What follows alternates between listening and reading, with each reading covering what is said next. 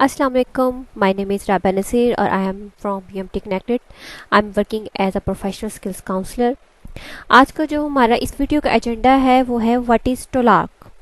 आपने टिकमिस ट्रेनिंग के दौरान एलएमएस से रिलेटेड जो भी ट्रेनिंग्स आपको प्रोवाइड की गई आपने उसमें टोलाक नाम सुना होगा और टोलाक का मतलब क्या है और हम इसको क्यों यूज़ करते हैं और इसके हर वर्ड का मीनिंग क्या है, इसको आज हम डिस्कस करेंगे।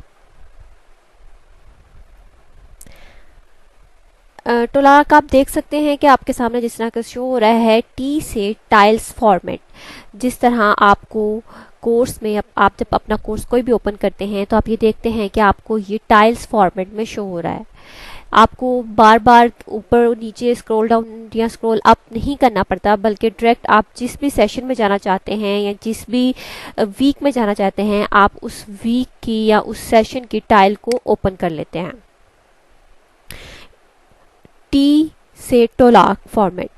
उसके बाद हमारे पास आता है ओ का मतलब है ओवरव्यू, जो आपको आपके किसी भी सेशन में इस तरह सबसे ऊपर वाली बार में नजर आएगा, ओवरव्यू। उसके बाद आपके पास आता है एल से आपके पास आता है लर्निंग एक्टिविटीज। फिर आपके पास सेकंड एल आता है जिसका मतलब है लर्निंग आउटकम्स। फिर उसके बाद आपके पास आता है ए जिसका मतलब है असाइनमेंट्स एंड असेसमेंट्स। देन उसके बाद हमारे पास आता है आर जो कि हमारे रिकमेंडेड रिसोर्सेज मौजूद होते हैं। उसके बाद हमारे पास आता है सी जिसका मतलब है कंक्लूडिंग रिमार्क्स। अब अगर मैं इस फॉर्मेट की तरफ चलूं और आपको बताऊं कि इसकी हर वर्ड का मीनिंग क्या है और हम इसको किस तरह से अपडेट कर सकते हैं अपने कोर्स के मुताबिक, तो सबसे पहले आप अपने कोर्स में टर्न एडिटिंग ऑन कर लेंगे।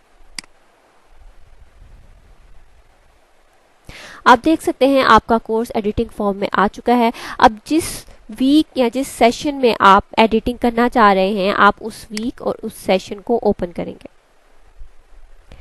आपके सामने ओलार्क पैटर्न मौजूद है जिसे आप देख सकते हैं। ओ से ओवरव्यू, एल से लर्निंग ऑब्जेक्टिव्स, एल से लर्निंग आउटकम्स, ए से असाइनमेंट्स एंड असेसमेंट्स, आर से रिकमेंडेड रिसोर्सेज और देन लास्ट पे हमारे पास है सी जिसका मतलब है कंक्लूडिंग रिमार्क्स। आप इसको बिल्कुल इजीली वैसे ही एडिट करते हैं जिस तरह आपने अपना read this first part edit करना है। आप एडिट पर क्लिक करेंगे, एडिट सेटिंग में जाएंगे। आपके पास इस तरह से एक विंडो ओपन हो जाएगी जिसे पहले आप एक्सपेंड करेंगे। अब आप यहाँ पे एडिट कर सकते हैं, आप यहाँ पे कॉपी पेस्ट कर सकते हैं, आप यहाँ पे टाइप कर सकते हैं, आप यहाँ पे कोई भी फाइल अपलोड करना चाहें तो फाइल अपलोड कर सकते हैं, कोई इमेज अपलोड करना चाहें आप इमेज अपलोड कर सकते हैं, कोई वीडियो अपलोड करना चाहें तो आप इसमें वीडियो अपलोड कर सकते हैं। ओवरव्यू का मतलब ये होता है कि जब भी आप क्लास में जाते हैं और आप अपनी क्लास को लेक्चर देना चाह रहे होते हैं तो आप पूरे वीक को प्रिपेयर करके जाते हैं या आप पूरे लेक्चर को प्रिपेयर करके जाते हैं। आप अगर इसको वीक 1 कह रहे हैं तो आपने पूरे वीक का ओवरव्यू देना है कि आप उस वीक में क्या करवाने वाले हैं और क्या क्या चीज़ें जो आपने उसमें कवर करनी है। उसके बाद वो आप यहाँ पे बुलेट्स में भी लिख सकते हैं, आप यहाँ पे सेंटेंसेस में भी लिख सकते हैं या जिस तरह से आपको बेहतर लगता है आप इसको एडिट कर सकते हैं।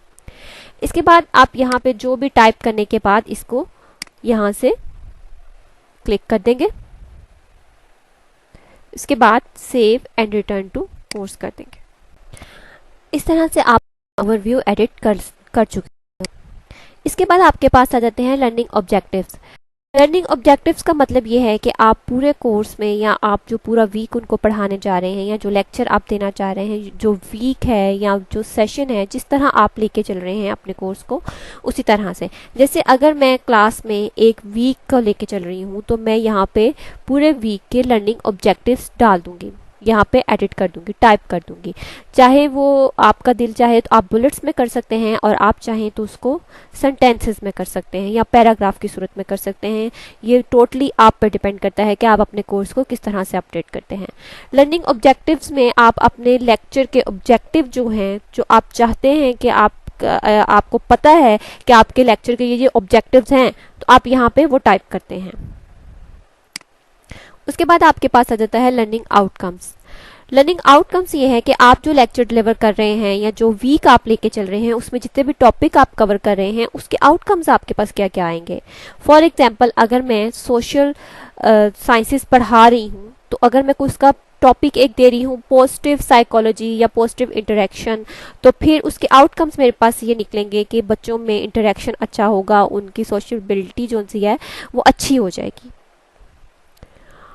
उसके बाद हमारे पास असाइनमेंट एंड असेसमेंट्स आती हैं। ये हर वीक में अपडेट करना ज़रूरी नहीं है क्योंकि आपने जितने असाइनमेंट पर वीक के हिसाब से नहीं ली होती, आप लेते हैं 2 वीक्स के बाद या 3 वीक्स के बाद असाइनमेंट लेते हैं। तो जिस वीक में भी आपने असाइनमेंट लेनी है उसको आपने यहाँ पे इस तरह से अपडेट कर देना है।